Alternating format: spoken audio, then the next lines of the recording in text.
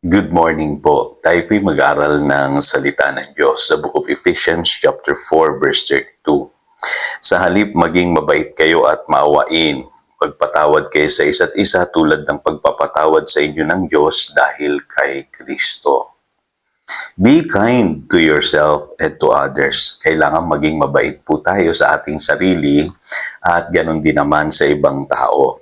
At dito po sa text natin today, napakahalaga na maunawaan natin na kaya natin ginagawa yun dahil ang Diyos ay naging mabait at mabuti rin sa atin. Tayo'y pinatawad niya dahil sa ating pong Panginoong Jesus. Kaya ganun din po dapat natin tratuhin ng ibang tao at lalo na rin po yung ating sarili na tinubos po ng Diyos. Kaya alam niyo po, isa po sa natutunan ko very early in my Christian life ay yung pong self-care. Dati kasi pabaya po ako sa aking katawan at marami akong mga maling gawain, bisyo, ika nga. Kaya naparusahan ko po yung aking katawan. Kaya nung na-born again po ako, ipinaalala sa akin ng Diyos ito pong 1 Corinthians chapter 3 verse 16 hanggang 17. Ang sabi diyan, hindi ba ninyo alam na kayo'y templo ng Diyos at naninirahan sa inyong kanyang espiritu? Paparusahan ng Diyos ang sino mang magwasak ng templo niya sapagkat banal ang templo ng Diyos at kayo ang templong yan. So tumatak sa akin itong verse na ito kasi ito palang ating katawan ay templo po ng Diyos. Dito po nananahan ang espiritu ng Diyos kaya dapat po alagaan natin. Kaya dapat po maging mabuti tayo sa ating katawan. Nagsisi po ako sa aking mga maling gawain. Iniwanan ko na po yung mga bisyo at yung mga pagpaparusang ginawa ko sa aking katawan. Nung ako hindi pa mananampalataya, at pinalitan ko po yan ng healthy habits, yung kailangan kakain tayo ng tama, eat properly, kailangan mag-exercise tayo at magpapahinga. Huwag tayong mag-overwork. Yung iba kasi kala nilang mahalaga lang ay magtrabaho ng magtrabaho. Sa bandang huli sisingilin ka niyan, kapatid. At marami ngayon, kaya sila may sakit dahil pinarusahan nila yung kanilang katawan. Ngayon, malinaw din ang Diyos po. Sabi rin na kung hindi natin tratuhin ng maayos yung ating pong katawan, paparusahan din tayo ng Diyos. Kaya mag-iingat po tayo. Mahalin natin yung ating katawan. Iisa lamang po yan. Kumbaga sa sasakyan, iisa lang yan. At wala pong replacement yan. Kailangan talagang alagaan natin at paggamit natin sa Diyos, sa kanyang paghahari. Kaya mahalaga po yung self-care. Be kind to yourself. Kailangan din meron tayong healthy outlook sa buhay. Kailangan lagi tayong positibo, masaya tayo palagi.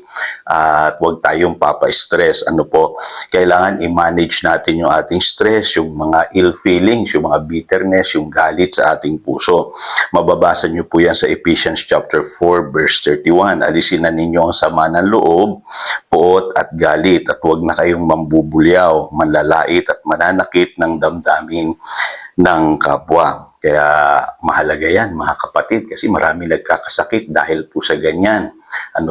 Marami silang kinikimkim na galit, sama ng loob, kaya nagtataka sila bakit hindi sila malusog. Marami silang nararamdaman sa kanilang katawan.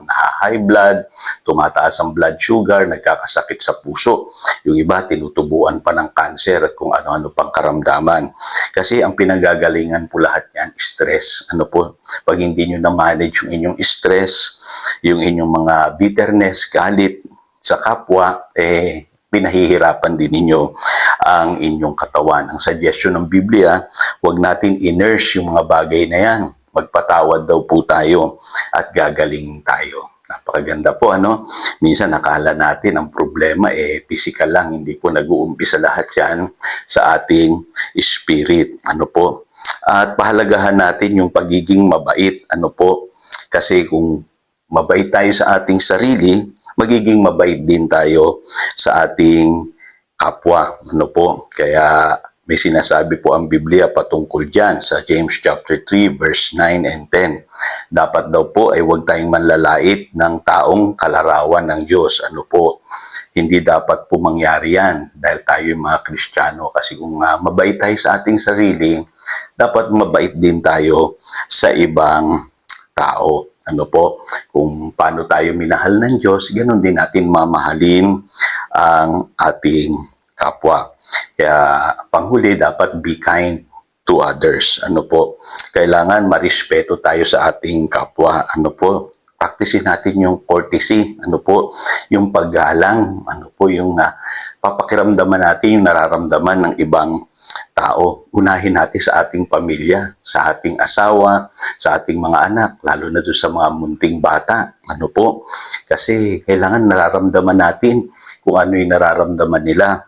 At maging mabait din tayo at marespeto. Kailangan practicein natin yung courtesy, paglabas natin ng bahay, ano po, sa ating neighborhood, sa ating mga eskwelahan, sa ating trabaho. Magiging ibang tao ka kasi pagka kaya mong kontrolin yung iyong dila, ano, hindi ka nangaaway, hindi ka nagbibigay ng mga masasakit na pananalita sa iyong kapwa, at higit sa lahat ay bigay ka, matulungin ka, higit sa lahat magalang ka. Yun ang mahalaga sa buhay na ito, marespeto ka sa iyong kapwa. Ano po ang tawag doon? Courtesy and respect. Ano po, kailangan practicein natin yan at magiging mabuting tao tayo. Ano po, so in conclusion, simple lang, ano po, kung tayo po ay mabait sa ating sarili, magiging mabait din tayo sa ating kapwa, maging sa ating asawa. Ano po tayong mga lalaki, ang sabi sa 1 Peter chapter 3 verse 7, kayo namang mga lalaki, unawain ninyo at pakitunguhang mabuti ang inyong asawa, sapagkat sila'y mas mahina at tulad ninyo'y makarapatan din sila sa buhay na walang hanggang nakaloob ng Diyos. Gawin ninyo ito nang gayon ay walang sagabal sa inyong mga panalangin. Kasi nalulugod ang Diyos kung mabuti tayo sa ating pong kapwa, lalo na sa ating asawa. Ano po, yan ang susi ng answered prayer. Tayo po'y manalangin. Dakilang Diyos, salamat po sa mga katotohanan ito. Baguhin mo kami, Panginoon. Turuan mo kaming maging mabuti sa aming sarili at sa aming mga mahal sa buhay at sa aming kapwa. Salamat, Panginoon. Yan ang aming panalangin. In Jesus' name we pray. Amen. Again, dito si Pastor Jojo, nagpapaalala upang daluyan tayo ng pagpapala, manatili tayo sa kanyang salita. Good morning.